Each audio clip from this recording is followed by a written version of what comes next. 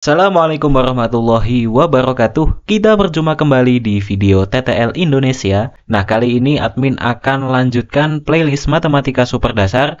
Dan di video kali ini kita akan bahas tentang definisi nilai mutlak, konsep dasar, dan juga persamaan nilai mutlak. Buat teman-teman, jangan lupa kasih like dan subscribe ke channel ini untuk mendukung admin memproduksi video-video berikutnya. Nah, langsung ke inti bahasan ya teman-teman. Yang dimaksud dengan nilai mutlak itu adalah sebuah konsep dalam matematika yang hanya memperhitungkan besaran suatu nilai tanpa memandang apakah itu positif atau negatif. Ini akan kita simbolkan sebagai kurung tegak. Misalnya kita punya kurung tegak dari 3. Itu berarti kita akan mencari nilai mutlak dari 3. Misalnya lagi kita punya dalam kurung mutlak negatif 5. Nah, kita berarti akan mencari nilai mutlak dari negatif 5. Output yang dihasilkan dari suatu nilai mutlak atau bilangan yang terkena operasi nilai mutlak adalah selalu positif. Misalnya kita punya nilai mutlak dari 3, itu 3. Kemudian nilai mutlak dari negatif 5 itu adalah 5. Jadi kita ambil positifnya aja teman-teman. Mengapa kita selalu jadikan itu positif? Karena yang kita perhitungkan itu seberapa besar dari nilainya, bukan mempermasalahkan apakah dia negatif atau positif. Kalau di fisika itu ada yang namanya vektor. Dia mempertimbangkan arahnya, mempertimbangkan negatif dan positifnya. Nah, kalau di kasus nilai mutlak ini, yang dipertimbangkan itu hanya berapa besar usaha atau berapa besar nilai dari suatu perubahan. Biar lebih paham, kita akan kasih contoh soal definisi nilai mutlak yang berhubungan dengan jarak. Nah, ceritanya Ibu Mulyani berjalan ke rumah tetangganya ke arah timur sejauh 50 meter. Benar kan ya, kalau arah mata angin itu timur ke arah kanan. Selesai dari rumah tetangganya, Bu Mulyani berjalan ke warung yang jaraknya 80 meter lurus ke arah barat. Nah, selanjutnya Bu Mulyani kembali ke rumahnya. Berarti ini selisihnya berapa teman-teman? 80 dikurangi 50. Berarti untuk kembali ke rumahnya dia berjalan ke timur 30 meter. Nah, berapa jarak keseluruhan yang ditempuh Bu Mulyani? Nah, kalau kita tuliskan dalam notasi nilai mutlak, dia bergerak ke arah kanan, itu berarti 50, ya kan? Kemudian dia bergerak ke arah kiri 80 meter.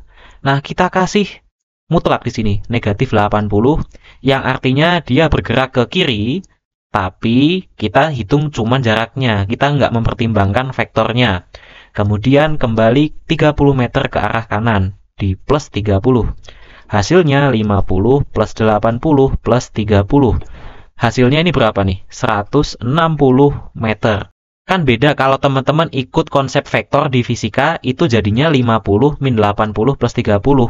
Perpindahannya 0 meter karena dia kembali ke rumah juga pada akhirnya. Tapi usaha untuk berjalan itu kan selalu ada. Bu Mulyani kan tetap capek akhirnya karena dia pergi ke rumah tetangga, pergi ke warung lalu kembali. Capeknya itu tetap ada meskipun perpindahannya 0 meter. Nah, capeknya itulah yang dihitung 160 meter. Untuk sifat-sifat nilai mutlak, yang pertama, mutlak dari X itu pasti nilainya akan lebih dari sama dengan 0. Nggak mungkin negatif. Yang kedua, mutlak X itu akan sama dengan mutlak negatif X. Karena ya pada akhirnya dia akan muncul sebagai bilangan positif. Kemudian yang ketiga, mutlak X dikurangi Y sama dengan mutlak Y dikurangi X. Nah, ini juga nggak akan beda. Kenapa? Karena yang akan kita cari itu selisih X sama Y. Yang sebelah kanan juga sama aja. Hasilnya pasti positif juga. Yang keempat, mutlak X dikali dengan mutlak Y itu sama dengan mutlak X dikali dengan Y. Sama aja karena positif dikali positif. Kalau dikaliin dulu lalu dimutlakan pada akhirnya hasilnya juga positif, iya nggak? Selanjutnya untuk pembagian itu juga sama banget teman-teman. Kalau kita punya mutlak X dibagi Y langsung sama aja dengan mutlak X sendiri dibagi mutlak Y sendiri, asalkan Y-nya ini nggak sama dengan 0 kawan-kawan. Yang keenam, mutlak X lalu dikuadratkan, ini akan sama dengan mutlak X kuadrat. Teman-teman ingat nggak? Suatu bilangan kuadrat itu nggak mungkin negatif, karena negatifnya kalau dikali negatif itu akan hilang, alias langsung jadi positif. Nah, berarti kita akan punya sifat ini teman-teman. Mutlak X akan sama dengan akar X kuadrat. Ini sifat yang mungkin nanti akan banyak dipakai di pertidaksamaan ya teman-teman. Jadi boleh dicatat terlebih dahulu. Nomor 8, ketika mutlak X itu kurang dari mutlak Y, nah ini sama-sama bisa dikuadratkan, menghasilkan X kuadrat kurang dari Y kuadrat. Itu nanti akan kita bahas di pertidaksamaan ya. Oke teman-teman, kita akan challenge dengan menggambar grafik fungsi nilai mutlak, supaya teman-teman lebih paham. Kita akan gambar yang paling basic aja, Y sama dengan mutlak X. Oke teman-teman, kita buat tabelnya dulu ya, supaya lebih ngerti. Tabel ini akan kita buat dari interval minus 2 sampai dengan 2. Mutlak dari minus 2 itu 2, diambil positifnya aja. Mutlak dari minus 1 itu 1, kemudian 0, kemudian 1, kemudian 2. Ini tetap ya teman-teman ya. Nah, kalau kita gambar gimana teman-teman? Kita plotin aja X sama Y-nya. Ketika X-nya minus 2, Y-nya 2. Oke, kita dapat di sini ya teman-teman ya. Kemudian ketika X-nya minus 1, Y-nya 1. Kita dapat di sini kan teman-teman. Kemudian ketika X-nya 0, Y-nya 0. Kita dapat di titik pusat ini. Kemudian ketika X-nya 1, Y-nya 1. Nah, dapat di sini ya teman-teman. Kemudian ketika X-nya 2, Y-nya adalah 2. Nah, kita dapat di sini teman-teman. Lalu kita hubungkan apa jadinya? Jadinya adalah grafik yang berbentuk V. Nah, gambarnya akan kayak gini teman-teman. Nah, kalau kita lihat daerahnya, berarti teman-teman, grafik ini akan punya dua jenis atau dua daerah yang akan beda gradien atau berbeda karakter. Nah, teman-teman perhatikan, untuk X-nya kurang dari 0, itu grafiknya nggak lain sama dengan Y sama dengan minus X. Teman-teman perhatikan nggak, dia gradiennya kayak gini, itu gradiennya negatif. Sedangkan untuk X-nya lebih dari 0, dia gradiennya ke arah sini, berarti dia positif gradiennya, Y sama dengan X. Nah, maka dari situ lahirlah definisi fungsi nilai mutlak. Ketika Y sama dengan mutlak X, kita bagi sesuai daerahnya. Y akan sama dengan X ketika X-nya lebih dari 0, atau yang ada di dalam mutlaknya ini lebih dari 0, atau Y sama dengan negatif X ketika X atau yang ada di dalam mutlak ini kurang dari 0. Nah, ini definisi yang paling penting teman-teman, harus dicatat. Kalau teman-teman lupa, teman-teman bisa kembali ingat grafik ini dengan perbedaan karakter fungsinya saat dia melintas di interval 0. Nah, beda kan? Kak, kalau bukan mutlak X, tapi misalnya mutlak 2X min 1. Nah, itu gimana? Sebenarnya sama aja. Batasnya itu nanti akan bukan 0. Tapi si 2X min 1-nya lebih dari 0, sama 2X min 1-nya kurang dari 0. Nanti teman-teman boleh gambar sendiri nih, gimana grafiknya nanti. Selanjutnya, kita akan latihan. Tentukan nilai mutlak masing-masing. Minus 40 dimutlakan, pasti 40, langsung. 120.500 dimutlakan, tetap positif ya, nggak berubah. Mutlak X min 3, nah ini baru pakai definisi. Mutlak X min 3, dia akan tetap bernilai X min 3 ketika X min 3-nya lebih dari 0, atau pada saat interval X lebih dari 3. Perhatikan intervalnya ya teman-teman ya.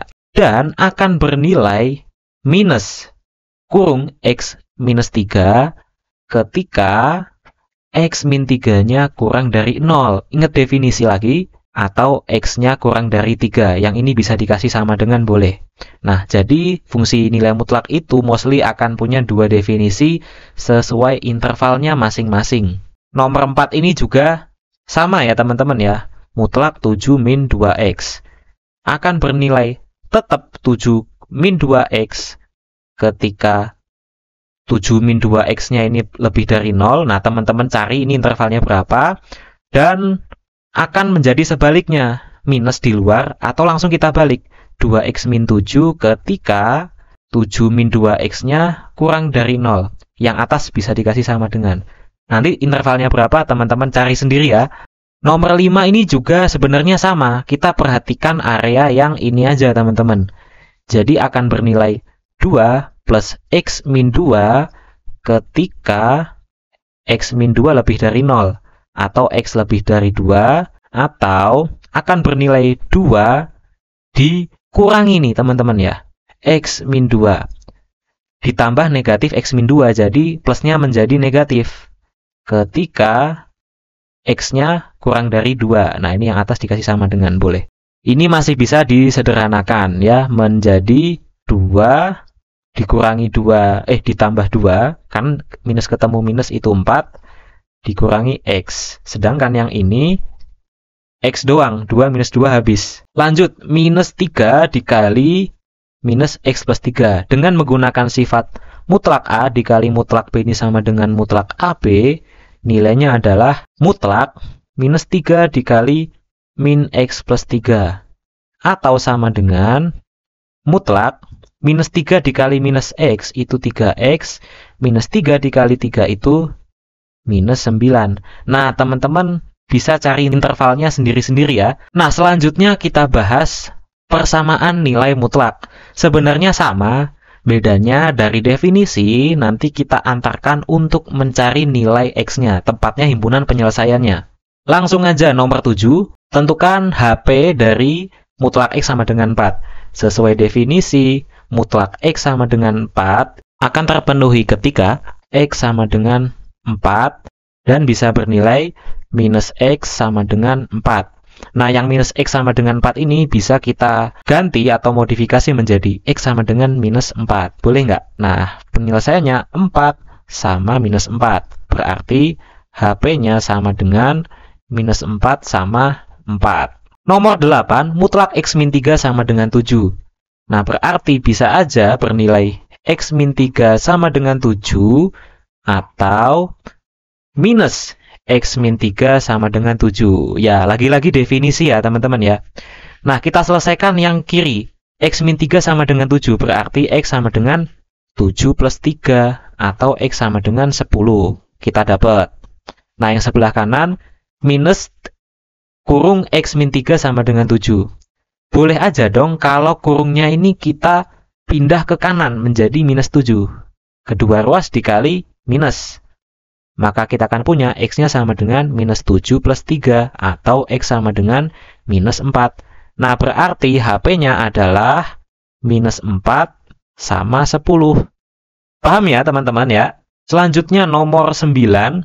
Nah, ini kita mulai challenging.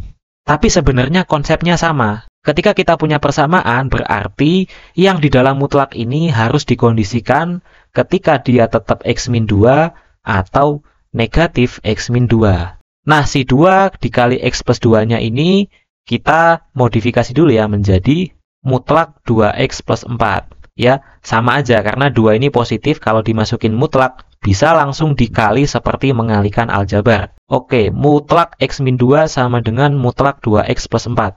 Berarti ada dua cara solusi, yaitu X min 2 sama dengan 2X plus 4 atau minus X min 2 sama dengan 2X plus 4. Yang biru kita kerjain dulu ya. X-nya kita kumpulkan di sebelah kiri. Berarti ini X dikurangi 2X sama dengan 4. Minus 2 pindah kanan jadi plus 2. Berarti negatif X sama dengan 6. X-nya sama dengan minus 6. Ini kita dapat salah satu. Gantian yang kanan sekarang. Minus dalam kurung X plus 2 itu sama aja dengan minus X minus 2, iya nggak? Sama dengan 2X plus 4. X-nya kita pindah kiri semua. Berarti minus X minus 2X, iya kan? 2X-nya pindah ke kiri, sama dengan 4. Minus 2-nya kita pindah kanan, plus 2. Berarti minus 3X sama dengan 6. Kedua ruas kita bagi negatif 3, kita akan dapat X sama dengan minus 2. Nah, biru sama merah digabung, berarti HP-nya adalah minus 2 sama 6. Teman-teman boleh coba masukin ke persamaannya kembali. Selanjutnya, nomor 10 ini menantang ini. Nilai mutlaknya itu ada di dua suku, teman-teman. Gimana cara mengatasinya? Nah, teman-teman harus meninjau dari interval yang berbeda. Intervalnya ini kita dapat dengan cara mengiriskan yang ada di dalam tanda mutlak. Oke, biar paham, kita langsung praktekkan. 2x min 1 dalam mutlak itu akan bernilai tetap 2x min 1 ketika 2x min 1-nya lebih dari 0, atau 2x lebih dari 1, atau x lebih dari setengah. Ini nyerempet pertidaksamaan tapi nggak apa-apa ya. Kemudian akan bernilai negatif 2x min 1 ketika 2x min 1-nya kurang dari 0. 2x kurang dari 1, kemudian x-nya kurang dari setengah. Nah, kita akan dapat titik acuan pertama, yaitu si setengah ini ya teman-teman ya. Kemudian satunya lagi, si x min 4 dalam mutlaknya ini. X min 4 itu akan bernilai tetap x min 4 ketika x min 4 lebih dari 0 atau x lebih dari 4. Dan akan bernilai negatif x min 4 ketika x min 4-nya kurang dari 0 atau x kurang dari 4. Nah, kita akan menemukan titik acuan kedua, yaitu si angka 4. Nah, dua titik acuan tadi kita tandai di garis bilangan. Ada setengah sama ada 4. Nah, kita akan temukan tiga daerah dengan interval yang berbeda. Ini area 1, area 2, area 3 yang menuruti definisi masing-masing nilai mutlak ini teman-teman. Nah, area 1 nih, kalau area 1 berarti dia ikut x kurang dari setengah sama x kurang dari 4. Berarti yang diambil si ini sama si ini. Kita tulis aja minus 2x min 1 kemudian ditambah minus x min 4. Tambah ketemu minus, tambahnya hilang. Ini sama dengan 6. Kita kali-kali aja, minus 2x itu min 2x, minus ketemu negatif 1 plus 1 dikurangi x, lalu ditambah 4, minus ketemu minus, sama dengan 6. Kita akan punya, kita kumpulin, min 2x dikurangi x itu minus 3x, 1 ditambah 4 itu 5, yaitu 5 sama dengan 6. Berarti min 3x sama dengan 6 dikurangi 5, 5-nya pindah ke kanan menjadi 1. X-nya sama dengan min sepertiga. Nah, jangan gegabah. Min sepertiganya ini kita cek di interval ini. Di area 1, apakah min sepertiga ini ada di area 1? Ternyata ada, teman-teman. Oke, berarti approve. Kemudian di area 2, antara setengah, lebih dari setengah, tapi kurang dari 4. Berarti kita pakai yang ini sama yang ini. Berarti dari persamaannya kita akan tulis 2x min 1 ditambah minus x min 4. Nah, si tambahnya ini hilang ya. Langsung minus aja. Sama dengan 6. Berarti 2x min 1 minus x ditambah 4 sama dengan 6. 2x dikurangi x itu cuman x. Minus 1 ditambah 4 itu plus 3 sama dengan 6. Berarti x-nya sama dengan 6 dikurangi 3. Berarti x sama dengan 3.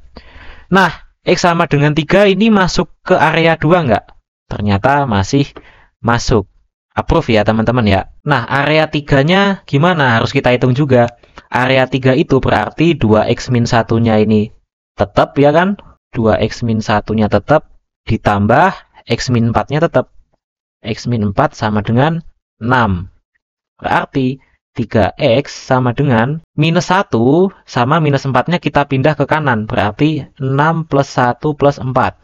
3x sama dengan 11. X-nya sama dengan 11 per 3. 11 per 3 itu sekitar 3, sekian. Nah, si 3, sekian ini kita cek ada di interval area 3 nggak? Ternyata enggak. Karena area 3 itu syaratnya harus lebih dari 4. Berarti dia bukan himpunan penyelesaian. Kita nggak boleh masukin itu. Nah, berarti HP-nya cuma min sepertiga sama 3. Oke, gitu aja teman-teman. Semoga bermanfaat dan semoga bisa mencerahkan. Terima kasih. Wassalamualaikum warahmatullahi wabarakatuh.